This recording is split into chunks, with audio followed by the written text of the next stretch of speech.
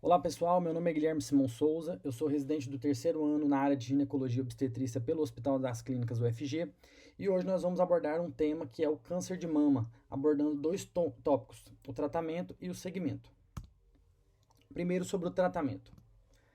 Inicialmente, é válido lembrar que quando se fala de tratamento local, basicamente é o tratamento cirúrgico e quando é abordado o tratamento sistêmico, basicamente falamos em quimioterapia.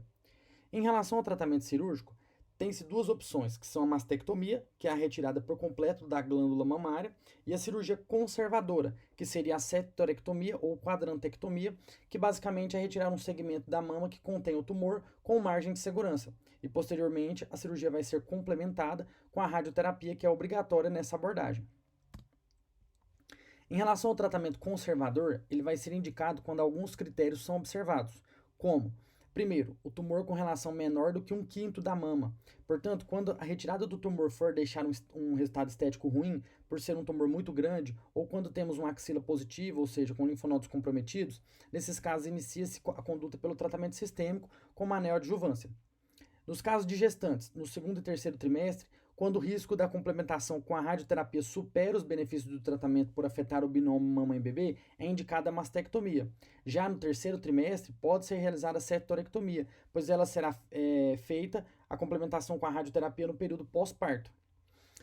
Pacientes que não têm doença do colágeno, pois nesses casos vai ser contraindicada a complementação com a radioterapia. E tumores que não sejam multicêntricos, ou seja, quando tem mais de um tumor localizado na mama.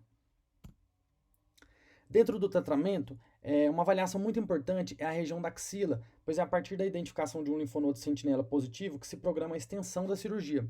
E como é que vai ser identificado esse linfonodo sentinela? Então, vai ser injetado um azul patente no ato cirúrgico, injetado periareolar, vai ser massageada a mama por cerca de 5 minutos e durante a cirurgia o objetivo é identificar o primeiro linfonodo a receber a drenagem linfática da mama. Quando o linfonodo capta o radiofármaco, faz a retirada e encaminha a peça para congelação para análise do patologista. E por que sempre deve-se tentar realizar uma cirurgia conservadora? Para tentar realizar uma cirurgia menos limitante para o paciente, com menor índice de linfedema, uma cirurgia menos radical, menos agressiva e, portanto, menos mutiladora.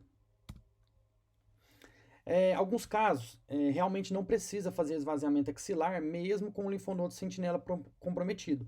Em tumores de até 5 centímetros de tamanho, em pacientes que fizeram cirurgia conservadora, pois após vai ser feita a radioterapia com campos para a região da axila, em até 2 linfonodos positivos, e pacientes que não fizeram quimioterapia neoadjuvante.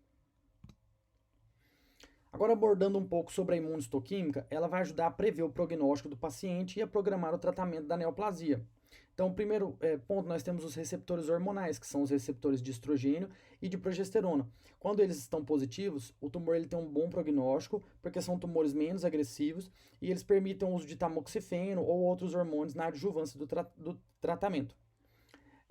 Em relação ao KI67, ele reflete o índice mitótico do tumor, que será considerado um índice proliferativo alto quando ele é acima de 14% e de pior prognóstico.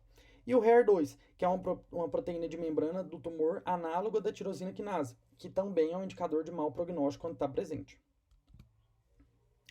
Quando se trata da imunistoquímica ainda, ela também vai ajudar na definição do tumor. Então, falando um pouco sobre cada um em ordem crescente de pior prognóstico, nós vamos ter o luminal A, que ele vai ter receptores hormonais positivos, o HER2 negativo e um índice mitótico baixo. O luminal B, semelhante ao luminal A, porém com alto índice mitótico, acima de 14% no KI67. O luminal HER, que apresenta tanto receptores hormonais quanto o HER. O HER puro, que tem somente o HER. E o triplo negativo, que não apresenta nenhum receptor, que é o de pior prognóstico. Nessa figura é reforçado como a imunistoquímica ela ajuda no prognóstico dos tumores. Então, do lado direito, onde os luminais aparecem os luminais, tem melhor prognóstico por apresentarem receptores hormonais, e o HER e os que se aproximam do basalóide do lado esquerdo são de pior prognóstico e estão mais relacionados à mutação do gene BRCA1. Geralmente, os de melhor prognóstico eles estão relacionados à exposição prolongada da mulher ao estrogênio, ou seja, mulheres com idade mais avançada. Já os de pior prognóstico eles acometem mulheres mais jovens. Agora eu vou abordar um pouco sobre o tratamento adjuvante da neoplasia, o tratamento sistêmico, como a radioterapia, a quimioterapia e a hormonioterapia. Em relação à radioterapia, na cirurgia conservadora ela sempre vai ser indicada, e nas cirurgias radicais, a radioterapia ela vai ser indicada em caso de margens comprometidas, aqueles tumores mais agressivos que acometem pele, parede torácica, quando a axila é comprometida, e em tumores maiores do que 5 centímetros. Em relação à quimioterapia, são usadas as antraciclinas e os taxanos, que eu não vou abordar mais a fundo nessa aula, mas são as medicações utilizadas.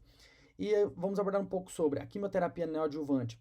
Ela vai se fazer antes da cirurgia, em tumores mais volumosos. E uma observação importante, que tem que sempre lembrar de marcar o tumor para não comprometer a retirada do tumor no intraoperatório, porque a redução do tumor pode ser bastante expressiva com a quimioterapia. Já a quimioterapia adjuvante, ela vai ser indicada em pacientes de alto risco, quando tem baixa expressão de receptores hormonais, grau histológico do tipo 3, alto índice de proliferação celular, 4 ou mais linfonodos comprometidos, uma extensa invasão vascular, tumores maiores que 5 centímetros, que são os pacientes de alto risco. Já pacientes com risco intermediário, que vão apresentar alguns desses fatores citados, a decisão de tratamento com a quimioterapia ela vai ser individualizada. Ainda sobre a quimioterapia, em caso de tumores luminais HER, vão ser aplicados o trastuzumab, tanto o trastuzumab como o tamoxifeno em casos de luminais HER. E uma curiosidade bastante importante é que o trastuzumab ele é bastante cardiotóxico. Dessa forma, todos os pacientes que tiverem indicação de utilizar essa medicação, eles vão ter que realizar um ecocardiograma antes do início do tratamento.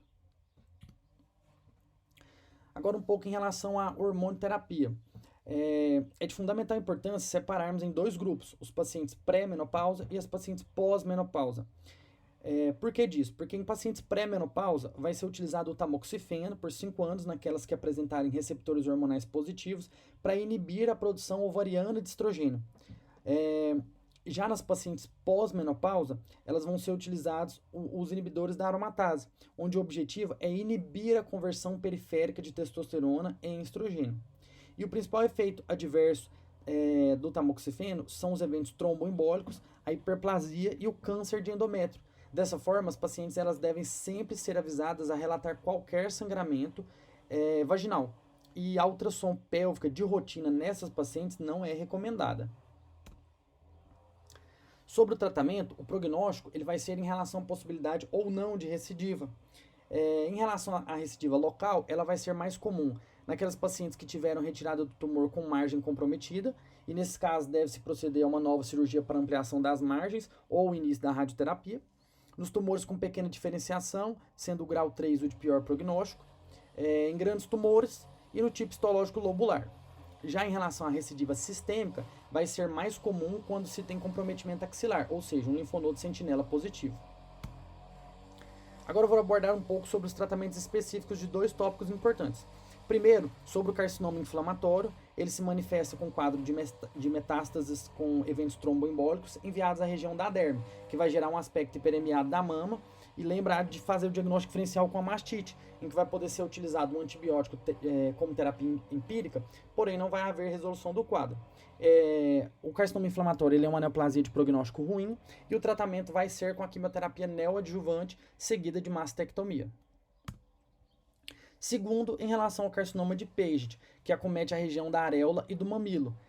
Sempre é necessário realizar a biópsia do complexo areolo-mamilar para fazer diagnóstico diferencial com eczema, e o tratamento vai ser realizado através da centralectomia, que é a ressecção central da mama, retirando toda a areola e o mamilo. Agora vamos abordar um pouco sobre o segmento.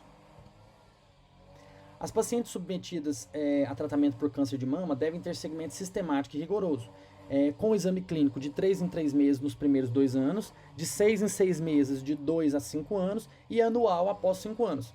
E a mamografia de 6 em 6 meses nos primeiros 2 anos e anual após. Lembrar que a pesquisa exaustiva de metástase sistêmica não tem indicação no segmento dos estágios iniciais, exceto as orientadas por sinais e sintomas clínicos sugestivos de doença em atividade ou que fizeram teste genético.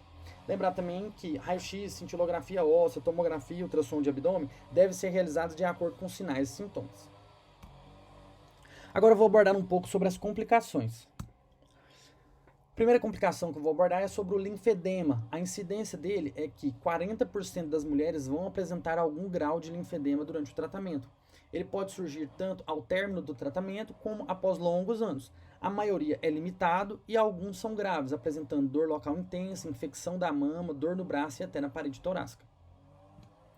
O tratamento ele vai ser feito com analgésicos e fisioterapia, então sempre lembrar de encaminhar essas pacientes ao fisioterapeuta. Outra complicação é a osteoporose. 80% das pacientes tratadas têm queda da massa óssea, então a suplementação com cálcio e vitamina D deve ser sempre considerada a partir dos 50 anos. E o uso de medicações em pacientes em alto risco. Lembrar que também a densitometria óssea ela deve ser realizada logo após o tratamento e a cada 2 anos para pacientes em uso de hormonioterapia. Outra complicação é a infertilidade. Lembrar que a quimioterapia ela é gonadotóxica.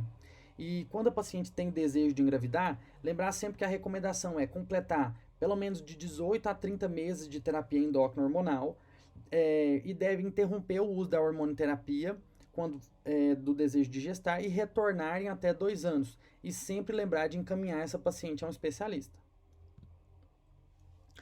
Outras complicações são os sintomas da menopausa, em que o uso de terapia hormonal ele vai ser evitado e algumas medicações podem ser utilizadas, como inibidores seletivos da recaptação de serotonina e noradrenalina. A venlafaxina geralmente é a medicação utilizada, é muito segura, e evitar medicações como paroxetina e fluoxetina, que acarretam redução do efeito do tamoxifeno.